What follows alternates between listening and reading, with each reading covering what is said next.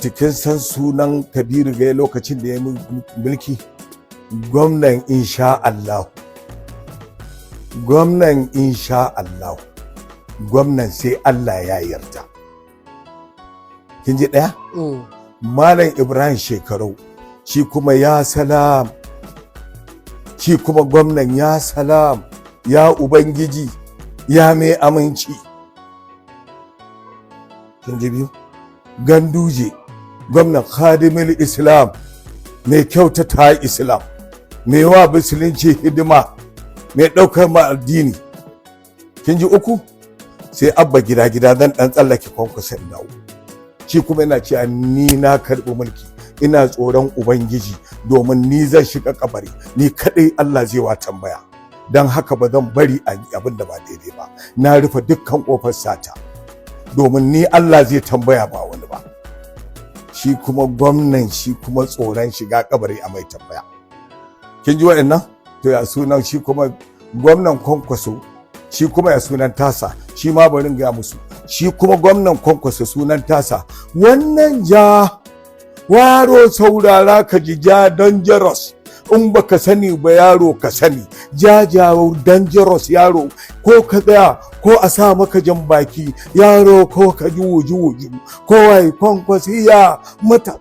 To shi kuma gwamnan ja dangerous ne, yaron ko ka sani ko kuwa wa'annan biyar din masu hankali dan girman Allah, dan isar Allah, wannan sunayen da ake kiran wa'annan da abin lafazinsu da ƙarya ne ba haka suke ba. Shi kuma ja danjara wuju a sa ma gora dan ujile duka, shi kuma wannan sunan suke nan Kwankwasiya. Akwai Allah a cikin dukkan kiran wannan, akwai sunan Allah, akwai tawalu'u, akwai tsoron Allah a cikin wannan mulkin na Kwankwaso. Ya kamata musulmi, mu Kano musulmai ne, mu dawo fa cikin hankalinmu. Allah ya ce inna hadainahu sabila imma shakiran wa imma kafura inna a'tadna lil kafirina nara. Allah ya ce na hadici hanya biga ta. Kuma an ce kai malami ne kace kai ba malami bane. To ai saurara. Kuma sai ka ringa jin ayoyin nan, ko kai wance malami kace kai ba malami bane. To ai Salamatu ki saurara. Ya ce Allah ce na hadici hanya guda biyu. Inna hadainahu sabila, hanya ce ga su guda biyu, imma shakiran wa imma kafura. Maimako dai ka bi mai kakkiya mai kyau santal wanda Annabi Muhammad ya to da ita, ko kuma ka bi karkatacciya ta wayanda suke batar da mutane suna ya hawa waye abu su abu waye din su. Allah ya ce to ya tanadi kowace azaba don wanda ya zaɓi wancan karkatacciya da rahama don wancan. Ya kamata mutanen Kano, siyasa ba wai hauka ba ce. Duk abin da nake yi mu ji tsoron Allah a cikin al'amarin nan, mu ji tsoron Allah. Kwanan nan Buhari ya gama, ana kiransa mai gaskiya kuma ya tafi a gaskiyar, amma wasu gani suke dan bai yi zalunci ya daddaura mutane kan wasu abubuwan da baya hannun shi. Amma kai to amma ya tafi da mutunci.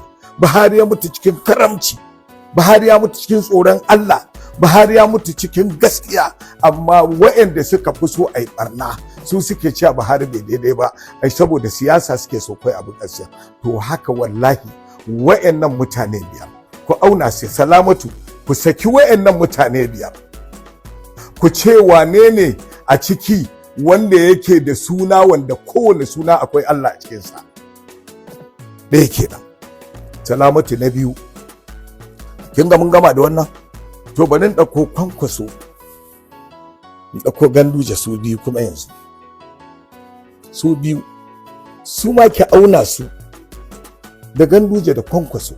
Sai aka yi tambaya ce baki kawai wannan ake so ba aiki ake so a tambaye ke na ma gari ba, ajiye shi.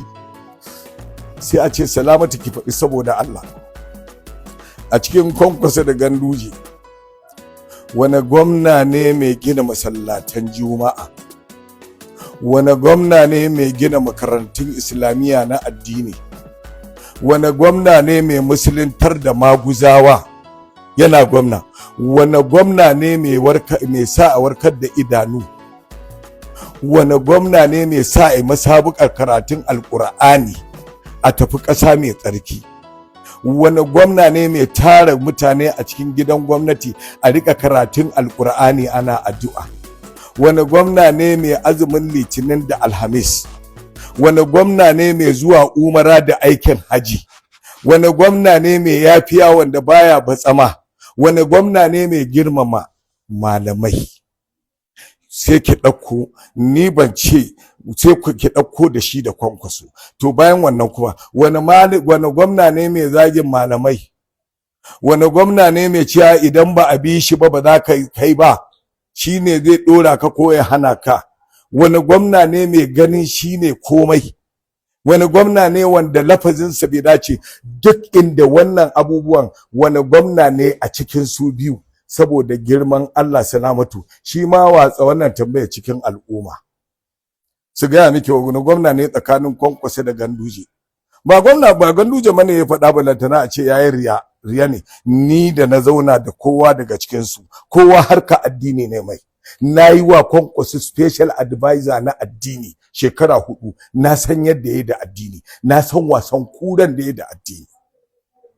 Na yi wa Ganduje special advisor na addini na shekara 8, na ga yadda ya girmama addini, na ga yadda ya girmama har suna malamai suka tare a Kano, ba shi yasa kansu sabin Islam ba, malaman izala da ɗariƙa da tijjaniya su suka haɗu suka sa mai khadimul Islam, kuma su ma ba su bane, su ma daga Allah ne.